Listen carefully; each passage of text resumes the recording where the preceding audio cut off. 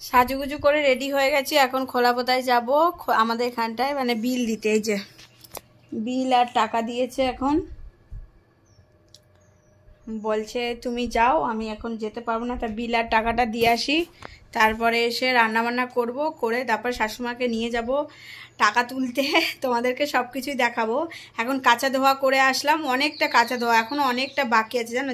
শাড়িগুলো রোদে দিতে হবে, না হলে পরেছি তো গায়ে একটা ঘাম ওদের মানে শাড়িতে লেগেছে, তা ওইগুলোকে রোদ দিতে হবে। দেওয়ার পরে সব কিছু ঠিক করে মানে একটুখানি রোদ দিয়ে রাখলে কী হবে, শাড়িগুলো ভালো থাকবে। দেখো, যত্ন করে জিনিস না রাখলে তো ভালো থাকবে না।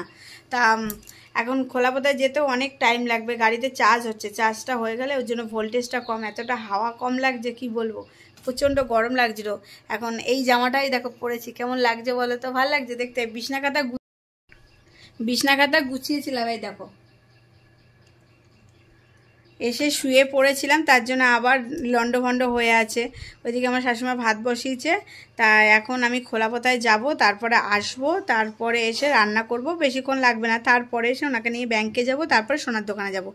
আগেই বলে দিলাম, থাম্বনেল বা হেডিং দেখে বুঝতে পেরেছো কিছু একটা কিনতে যাব ওর জন্য। তা এখন আপাতত কি বলো তো, একটুখানি বসে আছি, যেহেতু 10টা না বাজলে তো খুলবে না, তার জন্য বসে আছি যে 10টা বাজুক তারপরে বেরোবো, তাহলে ওটাও খুলে যাবে আর জমাটা দিয়েও চলে আসতে পারবো। তারপর ব্যাংকেও নাম্বারটা ছিল, জানি না এখন আছে কিনা, দেখতে হবে ফোনে ব্যাংকের নাম্বারটা আছে কিনা।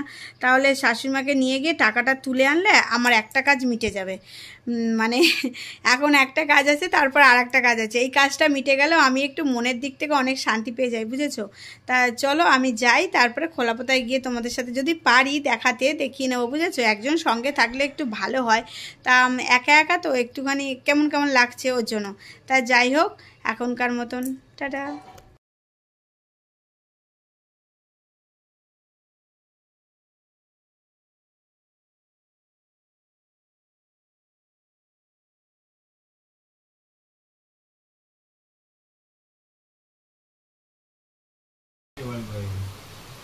কারেন্টের বিল দিয়ে আসবো, পয়সা হিসাব করে আনতে পারিনি, তাহলে পাঠানোর তো দরকার নেই।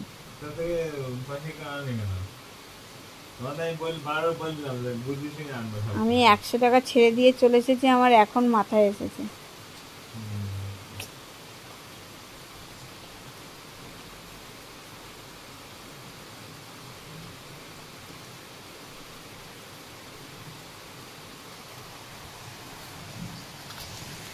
দেখো আমাদের এখানে কত বৃষ্টি পড়ছে।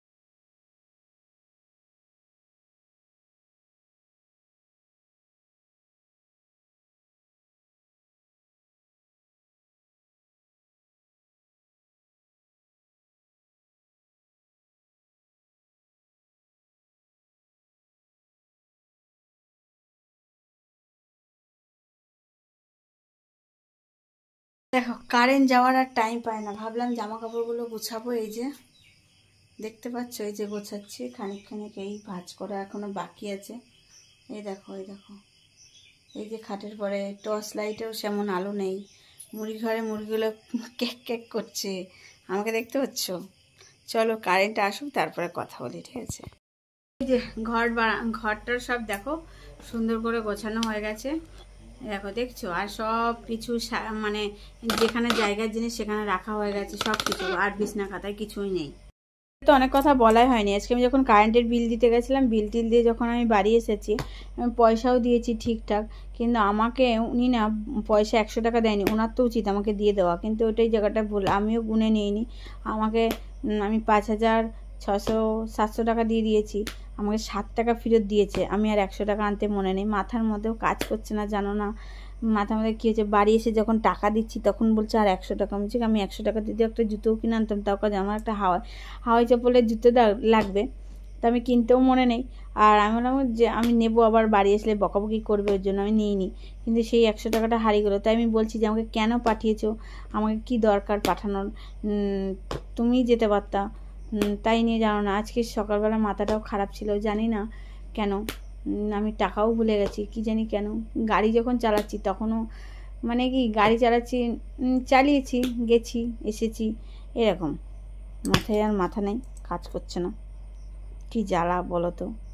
100 টাকা আয় করতেই কত কষ্ট হয়ে যায়, এরকম হচ্ছে আজকাল। মাথা নেই, মাথার মধ্যে কত চিন্তা করছে, কি হবে কি জানি। তাই ভাবলাম তোমাদেরকে অন্তত দেখো, তখন তো দেখাচ্ছিলাম, আমার বড় বলছিল মাথা ঠান্ডা করে সব কিছু আনতে, তা সব কিছুই এনেছি, কিন্তু টাকাটা আনতে পারিনি। এই দুনিয়ার টাকা ছাড়া সব কিছুই ফাঁকা, জানো, কি আর হবে, গেছে আর গেছে, চিন্তা করে কিছু করার নেই। তাই ভাবলাম তোমাদের সাথে একটু কথা বলে নিই, দুপুরবেলাও আর কথা বলা হয়নি সেইভাবে। আমার শাশুড়িমাকে টাকা তুলে নিয়ে আসলাম, তুলে নিয়ে এসে উনিও টিভি দেখতে বসেছে, আর আমিও ঘরে চলে এসেছি। এই যে আর কি সব টাকা দেয়নি, 500 টাকা দিয়েছে, ওনার ফোনটা খারাপ হয়ে গেছে, তাই ফোনটা এখন ঠিক করতে দেওয়া হয়েছে। এবার যে ঠিক করেছে সেই দাদাটা নিয়ে আসবে, তাই বলে আমি বলেছি কি তাহলে আমাদের বাড়িতে একটু দিয়ে আসবে এখানে, তাহলে ভালো হয়। দিয়ে যদি যায় তারপর টাকাটাও দিতে হবে। তাই শাশুড়িমা বললো যে এই টাকাটা রাখো, তারপর টাকা দিতে আসলে তুমি দিয়ে দেবা। আর কারেন্ট চলে গেছে, সেটা তো তোমরা দেখেইছো, কারেন্ট চলে গেছে, তার মধ্যে গোছালাম, আবার বাইকের চাবিটা দিয়ে লাইটটা জ্বালিয়ে রেখেছি, রুটি টুটি করলাম। এই কাঁঠালটা নিয়ে এসেছিলাম, কাঁঠালটার কোয়াগুলো কি দারুণ, সে আর বললে বিশ্বাস করুন না, একদম খাজা, এইরকম বড় বড় কোয়া হয়েছে, খুব সুন্দর কোয়াগুলো, সবাই খেয়েছি আর এখনো আছে।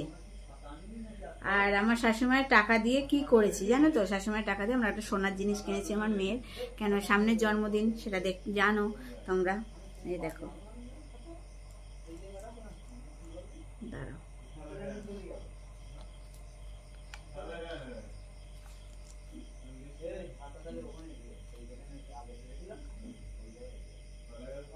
এই যে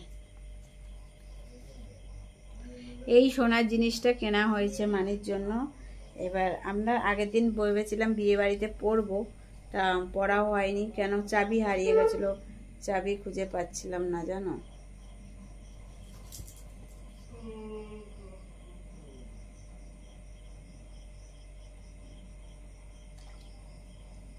বড্ড হালকা, সেই আন্দাজে তো অত মোটা নয়, প্রচুর হালকা, হাত দিলে টিপ টিপ টিপ টিপ করে, বুঝেছো জন্য।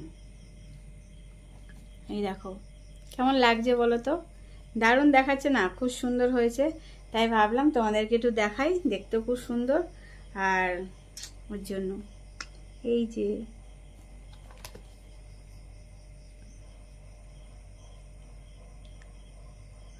এই সোনার জিনিসটা কিনতে গিয়েও আমরা অনেকটা মানে আমি আর মানি অনেক দূরে গেছিলাম, কিনে নিয়ে এসেছি সুন্দরভাবে। তোমার মানি বললো মা এটা নাও, ভালো লাগবে দেখতে,